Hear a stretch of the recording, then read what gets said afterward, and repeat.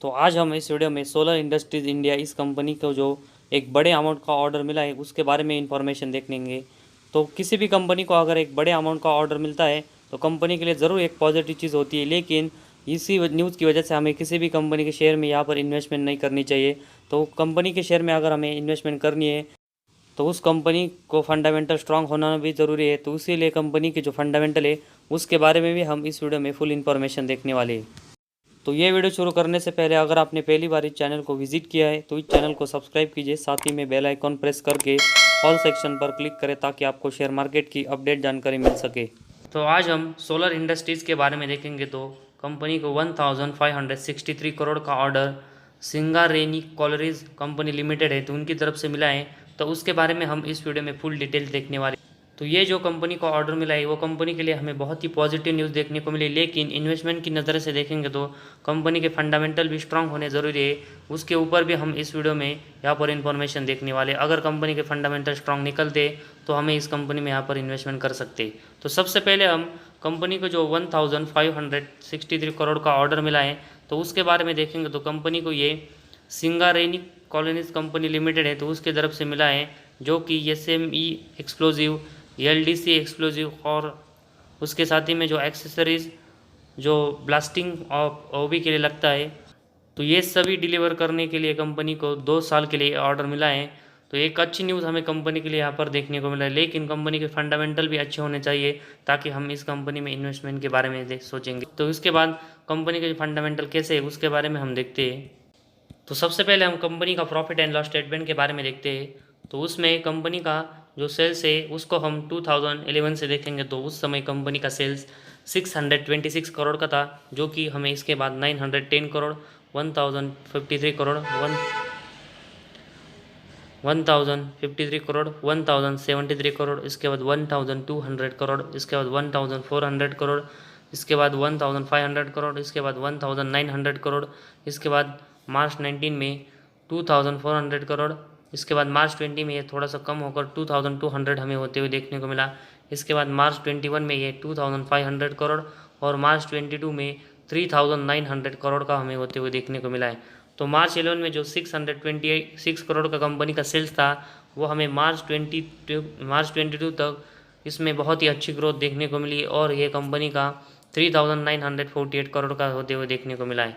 तो मार्च 11 से मार्च 22 तक कंपनी का जो सेल्स है उसमें हमें कंपनी की जो सेल्स ग्रोथ है वो बहुत ही अच्छी देखने को मिली है, जिसकी वजह से शेयर होल्डर के लिए हमें एक पॉजिटिव पॉइंट यहाँ पर देखने को मिला है।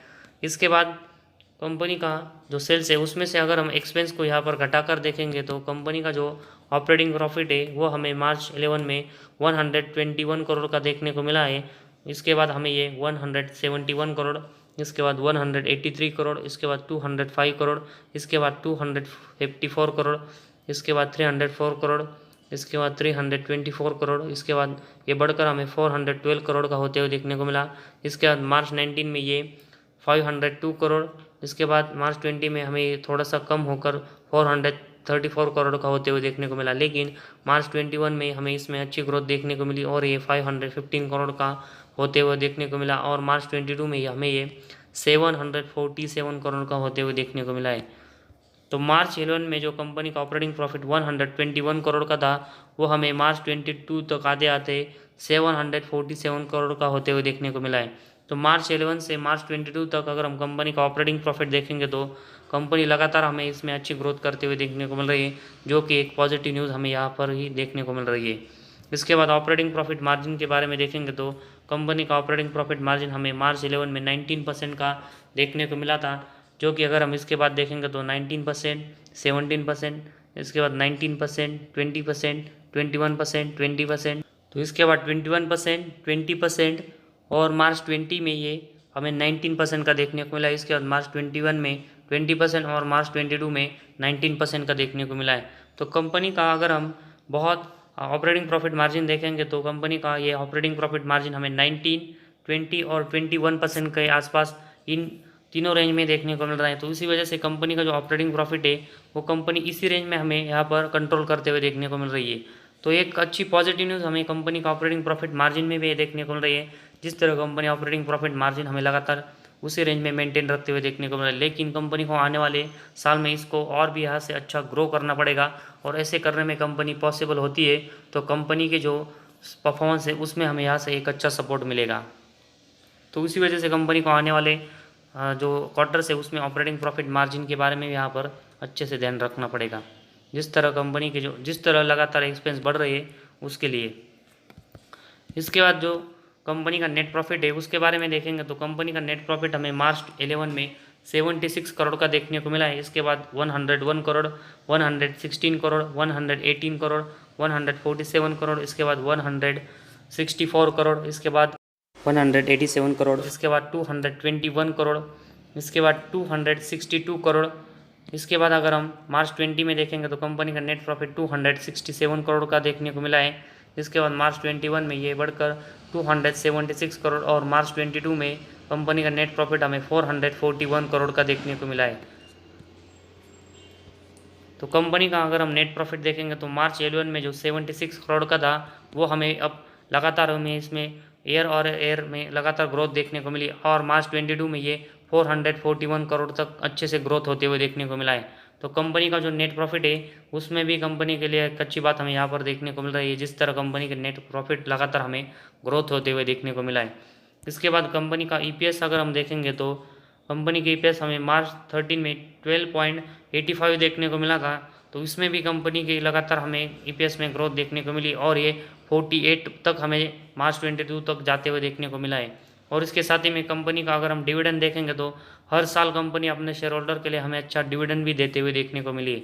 तो कंपनी का जो प्रॉफिट एंड लॉस स्टेटमेंट है उसमें कंपनी का जो सेल्स की ग्रोथ है उसमें कंपनी लगातार ग्रोथ कर रही है, साथ ही में ऑपरेटिंग प्रॉफिट और ऑपरेटिंग प्रॉफिट मार्जिन कंपनी का अच्छा देखने को मिला है, और कंपनी का नेट प्रॉफिट और कंपनी का ईपीएस भी हमने जो देखा तो उसमें हमें मार्च 11 के बाद लगातार मार्च 22 तक लगातार कंपनी हमें इसमें भी ग्रोथ करते हुए देखने को मिली। तो इसी वजह से कंपनी के जो यहाँ पर नेट प्रॉफिट और सभी प्रॉफिट एंड लॉस स्टेटमेंट देखे तो उसमें सभी में कंपनी अच्छा परफॉर्मेंस कर रही है।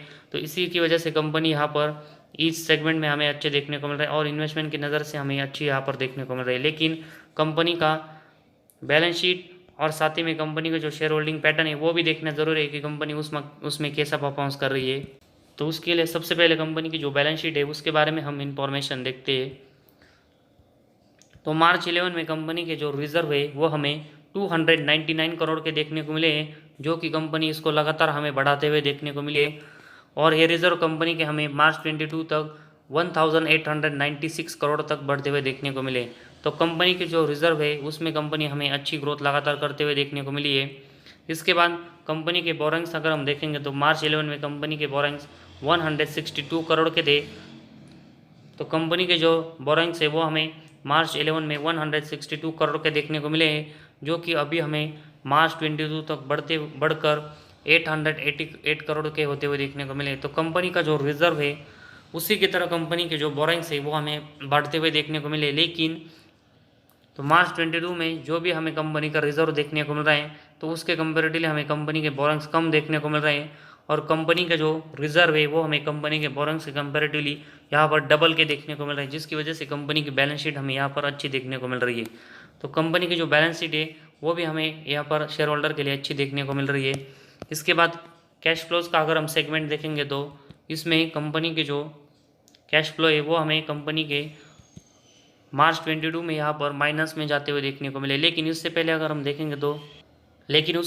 हम पिछले 4 सालों में देखेंगे तो मार्च 18 से लेकर मार्च 21 तक कंपनी का नेट कैश फ्लो प्लस में देखने को मिला था, जो कि अभी मार्च 22 में यहाँ पर माइनस में जाते हुए देखने को मिला है। तो कंपनी के लिए हमें थोड़ी सी नेगेटिव बातें यहाँ से देखने को मिली, लेकिन कंपनी अगर आने वाले जो साल है उसमें कैश फ्लो अच्छे से यहाँ पर इंक्रीज करते हुए देखने को मिलती है, तो कंपनी के लिए हमें एक अच्छी बात यहाँ से होते हुए देखने को मिलेगी।